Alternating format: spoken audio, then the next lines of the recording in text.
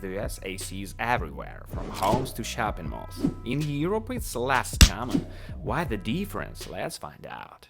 Americans prioritize indoor climate control, with air conditioning considered essential for comfort during hot weather. This has led to its widespread installation in residential and commercial buildings. In Europe, milder climates and higher energy costs contribute to a more conservative use of air conditioning, with many relying on natural ventilation. For American tourists seeking the comfort of constant AC, the ideal vacation spot might be a hotel room in Antarctica.